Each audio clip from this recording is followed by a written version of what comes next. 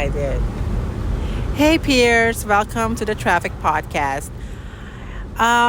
Ik had al eens een podcast opgenomen om jullie te vertellen hoe T.Rex zijn paspoort heeft gekregen. Want de vraag kwam, hey, wat heb je allemaal gedaan dat Tatum zijn paspoort heeft gehad?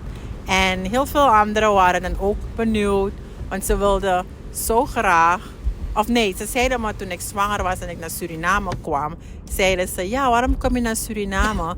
Je kan toch in Amerika blijven en daar bevallen? Het is toch makkelijker? En ik moest ze toen uitleggen van nee, bij ons werkt het anders. En daar heeft Nicholas voor gezorgd. En hij kan je een beetje vertellen wat hij allemaal heeft moeten doen als Amerikaan. Dat Tatum toch zijn paspoort heeft gekregen en zijn papieren in orde zijn. So, Nicholas, can you just share with my listeners of the Traffic Podcast, because they did ask how Tatum got his citizenship, because they were kind of, not in the know of, because they know that, you have to be in America to give birth to have your child to become a citizen, but we did it differently, and they thought that would not work. So how did everything come to place? So if a baby is born and one of the parents is a U.S. citizen, then you can file to claim that baby as a U.S. citizen. The cases that would normally happen would be like if somebody was in the military and they were stationed overseas, or somebody was on vacation and they had a baby, or perhaps there are people that are missionaries for like religious reasons in other countries and they have a baby.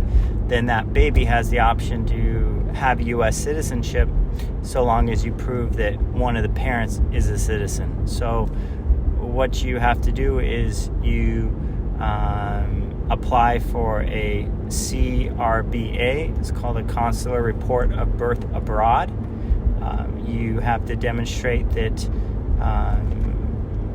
the one parent is a citizen by showing that you have lived in the United States for at least 5 years after the age of 13.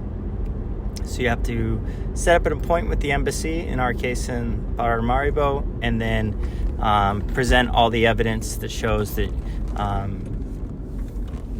that you're the father. In addition, that you're a U.S. citizen. Then they grant you what's called the CRBA, that says that basically a U.S. citizen, but born abroad. And then you can use that and file, in our case, to get him a passport so that he could travel. So that is the situation there. And then the United States recognizes dual citizenship. So if you are a citizen of another country, you can be a citizen of both. And for Suriname, all you have to be, from my understanding, is born in Suriname. So he's Surinamese because he's born in Suriname, and yet he now also has U.S. citizenship. So he has the best of both worlds. So how did you know all this information? Like what did you do before we decided, like, yes, let's go to Suriname and give birth there? I just went on Google and I went on the government websites and I just read through them of what the requirements were to have citizenship. I didn't know at first if he would have both Surinamese and U.S. I thought that maybe it would only be U.S., but I found out that that's actually not true, that the United States recognizes dual citizenship. Without anything else. So since he was born in Suriname, he has Surinamese, and since I'm one of his parents, he has U.S. citizenship. You want to say dad? Yeah. Wow. Well, but the question also is among my friends that, why choose Suriname to give birth when you can be in America? And especially also because I'm a Surinamese and, I could be in America and stay in America because they all think maybe America is better and has some opportunities, which is true. But why did we still choose So there's Suriname? three main reasons we chose Suriname to have baby Rex.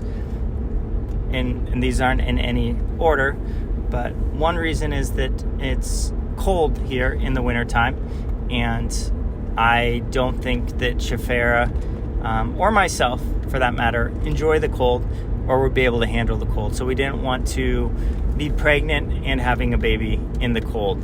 Number two is her family. If she needs to be comfortable during pregnancy, so being next to her family and friends in a Dutch-speaking environment that is also warm is another reason to have the baby in Suriname. Another reason is the cost. Here, the cost for the cesarean would have been upwards of $20,000. Down in Suriname, we paid the insurance for the year that covered the cesarean for around, I think it was $700. Yeah, $600. So those are the three main reasons we decided to have the baby in Suriname. I guess the fourth reason would be in Suriname, I didn't have to work, meaning that if I was in America and paying the rent and everything else in America, I would have had to work through the pregnancy and work after the pregnancy. In Suriname, we were able to just go down and I didn't work for those 3 months, and I could just help out with the baby and get us into a routine and get us help situated. Ooh, Tesla. Which we would not have had that opportunity in America because of just regular bills. And then of course, even now I would be more stressed because I would be trying to pay off a $20,000 hospital bill. But yeah, because that is one of the things that they don't understand. Maybe you could a little bit summary how expensive costs or insurance is. So yeah, they didn't really understand that part. If a baby is born and there's no complications, but you go to the hospital, meaning everything is perfect, it's around $4,000 to $5,000. And then as soon as things go wrong, in our case, a cesarean, not necessarily wrong, but require more effort, more doctors, more whatever, it gets exponentially higher.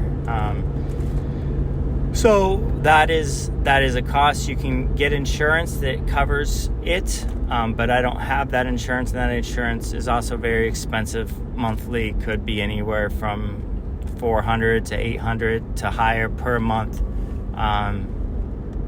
just for the insurance. And then you still might be billed partially for the hospital stay as well. So hospital stays are expensive in America.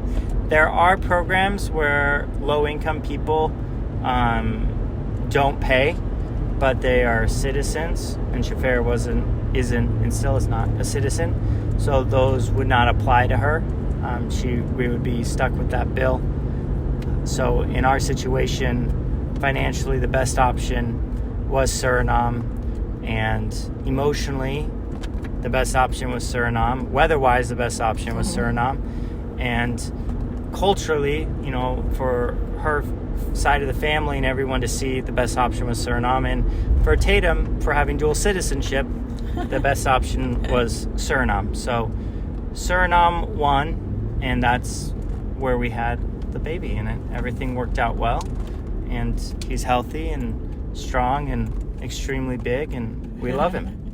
Yeah, so that's a little bit how Tatum Rex became an American citizen, guys. So yeah, if you have other questions, just ask. En ja, ik zal dat misschien vertellen, of misschien zal ik weer Nicholas in de Traffic Podcast hebben. I know it's been long since ik de laatste heb gepost, but this is it. Thanks for listening, guys. Bye, peers.